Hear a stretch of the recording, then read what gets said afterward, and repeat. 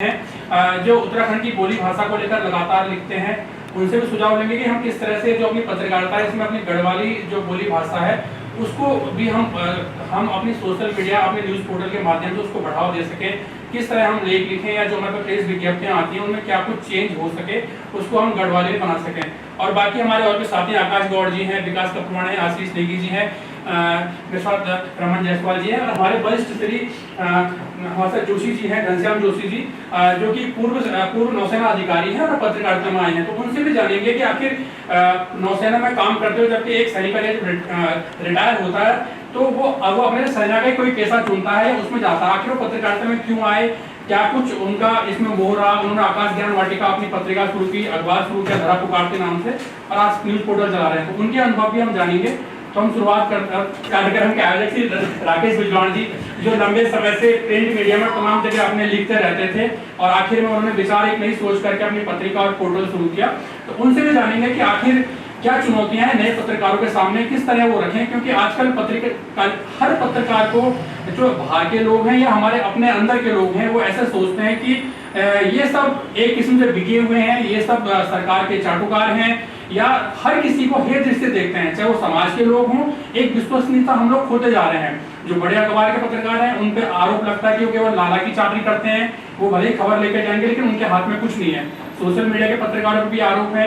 एक लगता है कि अगर कोई भी खबर हमारी लगती तो लगता है कि ये कमाई का अड्डा बन के रह गया। तो हर व्यक्ति जितना बैठे हैं हम कोशिश करेंगे आपस में कि क्या चेंजेस हम कर सकते हैं, अपनी ओर से क्या प्रयास कर सकते हैं ताकि जो विश्वास खो चुके हैं हम एकदम से तो नहीं पा सकते लेकिन कम से कम हम जब अगले साल बैठे हैं तो उसमें कुछ चेंज दिखाई दे।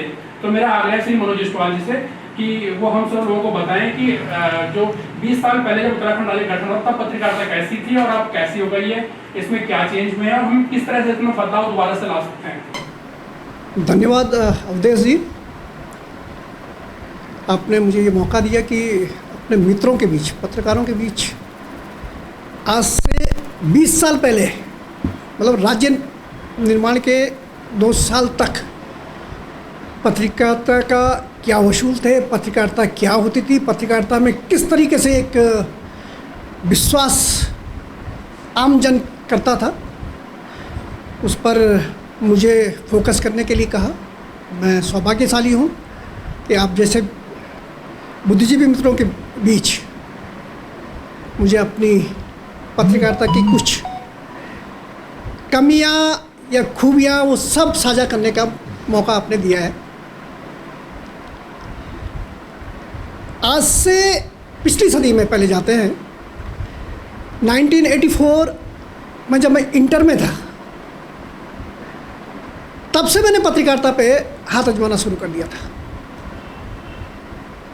ग्रेजुएशन हुआ तब मैं दिल्ली के एक अखबार के लिए लिखता था, चौथी दुनिया उस समय था। उसी दौर में एक सहारनपुर का अखबार हुआ करता था, कलयुग दर्पण। उसी दौर में सीमांत वार्ता हुआ था, डॉक्टर रमेश पोखरियाल निशंक तब वो न विधायक थे, एक संपादक के रूप में, और तब उस दौर का भी मैंने एक पत्रकार देखा है जब ये होता था कि यार नीचे वाली सड़क से जाऊंगा तो वहाँ बढ़िया रोकेगा कि मेरे कुर्ते के पैसे दे, ऊपर वाली रोड से जाऊंगा तो कागज़ वाला पूछेगा कि भाई मेरे कागज़ के पैसे कहाँ हैं। और मैंने वो समय भी देखा है प्रिंटिंग प्रेस में, डॉक्टर निशंक की बात कर रहा हूँ कि राजेंद्र पोखरियाल बहुत माने जाने वकील थे उस दौर के, और उनके घर पर प्रिंटिंग प्रेस चलती थी, सीमांत वार्ता। उस समय सीमांत वार्ता मैं देखा करता था और एक सुभाष करके कोई सुभाष भट्ट जी मेरे साथ हुआ करते थे सहायक संपादक के रूप में, ऐसे करके। तो जब 6 महीने तक उस प्रिंटिंग प्रेस का पैसा देने के लिए नहीं था तो पोखरियाल जी आए और उन्होंने जितने वो अंक होते थे, वर्ड होते थे, उनको छांट के लगा के और तब जाके उसका एक बनता था, वो सारे उठा के नीचे गिरा दिए।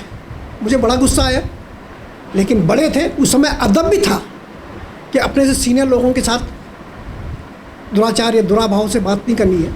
फिर उनका एक टाइम के बाद गुस्सा शांत होता है, फिर वो बोलते हैं यार कि तुम्हारे सामने देखिए कितनी शालीनता थी कि तुम्हारे पास मुझे ये गुस्सा दिखाने की ज़रूरत नहीं थी। अब उनके रिश्ते में चाचा चूचा भी लगते थे डॉक्टर निशंक के, तो वो वक्त भी देखा है, पत्रकारिता का वो दौर भी देखा है कि एक विज्ञापन के लिए एक विभाग के 50 चक्कर काटने पड़ते थे और तब जाके 800 रुपये का या 900 रुपये का अगर विज्ञापन मिल गया एक महीने में तो बहुत बड़ी बात समझी जाती थी। लेकिन उस समय ये वसूल थे कि एक पत्रकार जा रहा है तो आम जन की नज़र में था वो पत्रकार आ रहा है। शराबी अगर उसकी लाइन में लगा हुआ है ठेके की तो उसने कहा अरे पत्रकार जा रहा है, कहीं मेरे पे नज़र न पड़े। किसी ऑफिस में जाके अगर कोई बाबू बीड़ी पी रहा है, उनको दिख गया कि पत्रकार आ रहा है तो एकदम से बीड़ी फेंक के अपने काम पे बैठ जाएंगे। आज और तब राज्य आंदोलन के समय जब राज्य के लिए आंदोलन हो रहा था, उस दौर में जितना अखबार नवीशों ने खबरें जितने रिस्क में छापी, मैं भी उनमें से शामिल हूँ।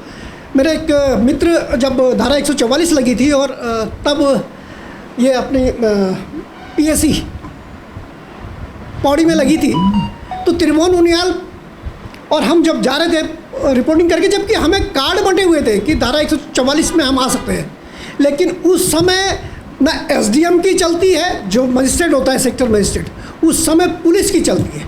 कैसे वो ताला तोड़ के अपने आप पान बनाए, कोई अगर घर से बाहर झांक रहा है तो उसको क्या गालियां दे, ये तब पुलिस का दायित्व होता है क्योंकि डर कायम करना है।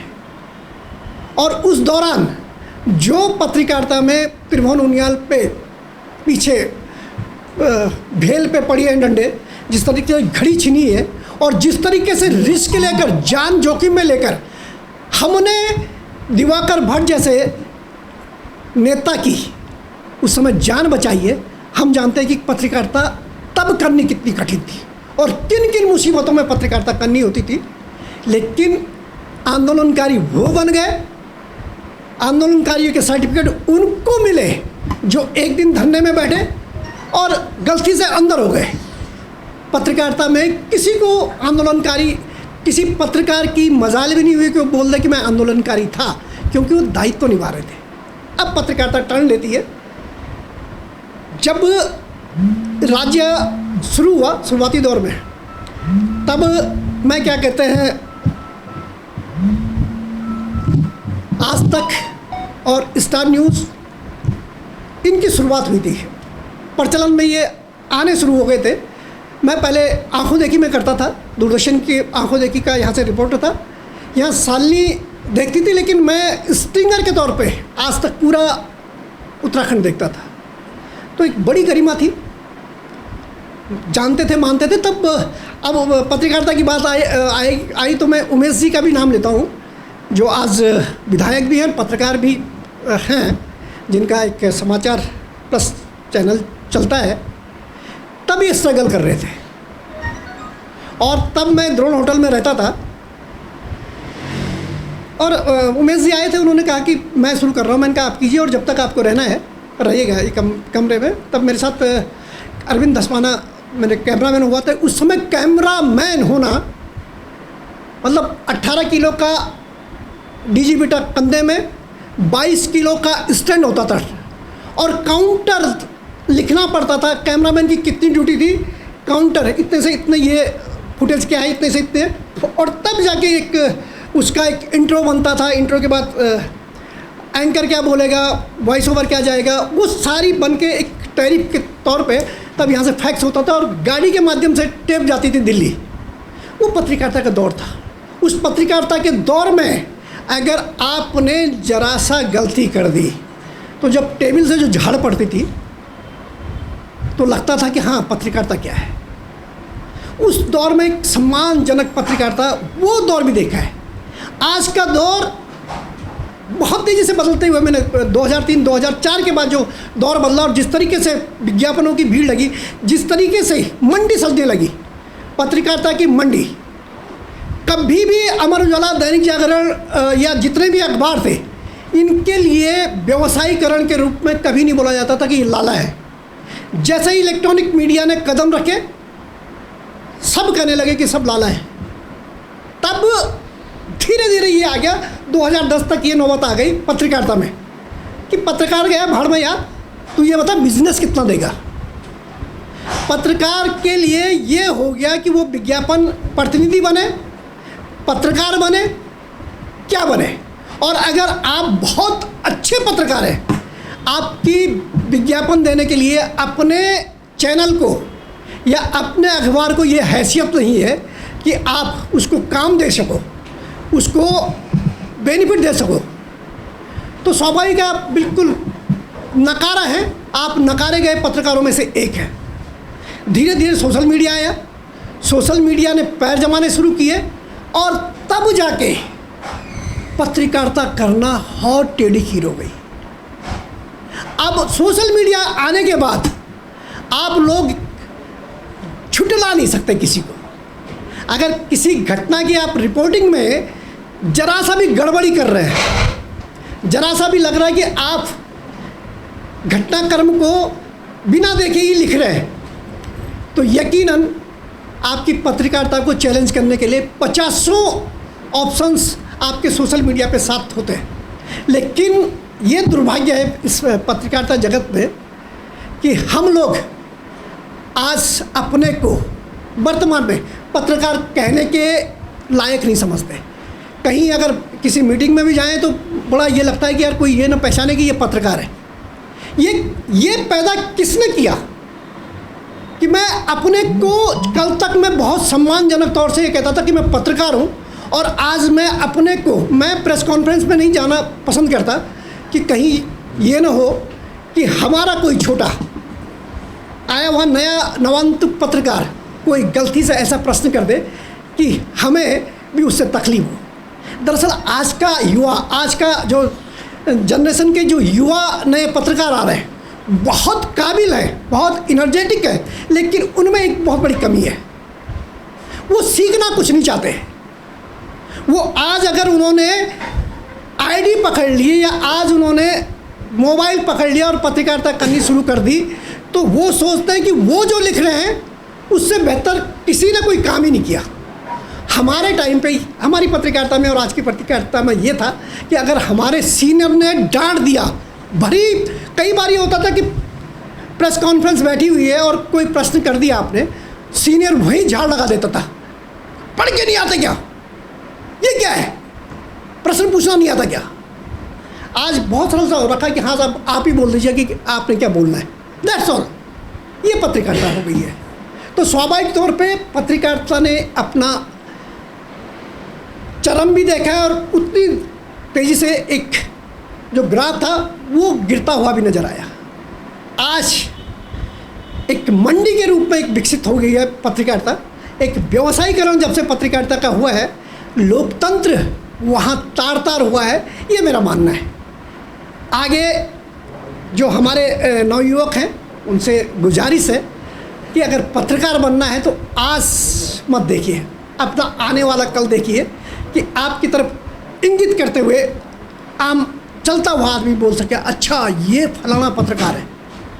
जिस दिन आपकी ये इमेज बन जाएगी उस दिन न सिर्फ आपकी इमेज बनेगी बल्कि पत्रकारिता में एक नयापन आएगा। पत्रकारिता में पत्रकार और पत्रकारिता को समझने का एक चरम एक गौरवान्वित पल आप महसूस करेंगे। आज बहुत सारी बेटियां, बहुत सारे लड़के पत्रकारिता में आके अपना एक व्यवसाय ढूंढना पसंद कर रहे हैं और बहुत सारे मास कॉम कर रहे हैं।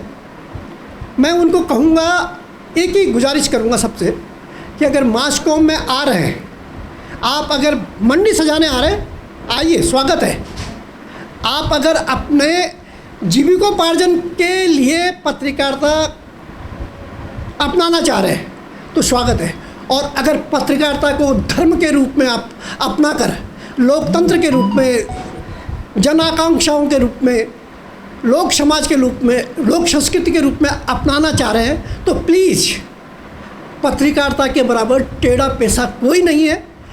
ये एक ऐसा तप है जिसकी तपस्या का फल मिलता भी है कि नहीं मिलता है, क्योंकि इसमें मैं ये कहूँगा कि आज की जो राजनीति है वो है कि लीडर हो गए, अफसर हो गए लाट, रोज खड़ी कर रहे प्रेम से भारत की घाट। और पत्रकारिता मैं ये कहूँगा कि पढ़िएगा हमें सत्य कथाओं की तरह से। आदमी है, शाम के अखबार नहीं है।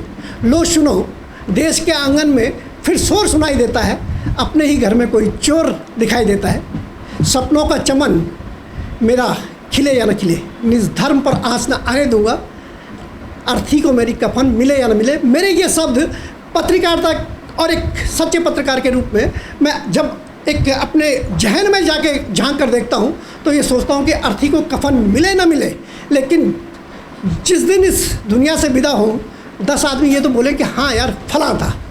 नमस्कार, आप लोगों ने इतनी देर तक सुना और मुझे लगता है कि आज का जो युवा है हो सकता है कहीं से एक अंश भी पत्रकार बनने की कोशिश करे। व्यवसायीकरण को अपनाइए, बिल्कुल अपनाइए, जहाँ आपका हक अधिकार है। कई मित्र कहीं सोशल मीडिया में बोलते हैं कि आप सूचना विभाग के विज्ञापनों पर जीने वाले पत्रकार हैं। जी हाँ, सूचना विभाग के विज्ञापनों पर जीने वाला हर पत्रकार है, क्योंकि उसका परम धर्म बनता है, परम कर्तव्य बनता है, उसके लिए बजट है। वो विज्ञापन हमारा बजट है, हमारा अधिकार है। लेकिन ब्लैकमेलिंग पत्रकारिता में जिस दिन शामिल हो जाती है उस दिन वो मंडी के रूप में जानी जाती है, और उस मंडी को सजाने के लिए बहुत सारे निरर्थक जो प्रयास है। आप अगर ब्लैकमेल करके किसी को ब्लैकमेल करके कमा रहे हो तो मेरे ख्याल से आपका जहन एक वक्त आएगा कि आप को धिक्कारेगा। मुझे उम्मीद है कि हमारे युवा आने वाले साथी जितने भी पत्रकारिता को अपना धर्म समझते हैं वो इस बात पर गौरवान्वित महसूस करेंगे कि हाँ, उन्होंने पत्रकारिता को कुछ दिया। आज सिर्फ और सिर्फ पत्रकारिता का एकमात्र लक्ष्य है पॉलिटिक्स। पॉलिटिक्स पे ही आके पत्रकारिता शुरू होती है और पॉलिटिक्स पे ही आके ख़त्म हो जाती है। हम लोगों ने जिस समाज के लिए लोकतंत्र का चौथा स्तंभ पत्रकारिता को कहा जाता है, लोकतंत्र के रूप में, लोक को और तंत्र को तो हम भूल ही गए हैं।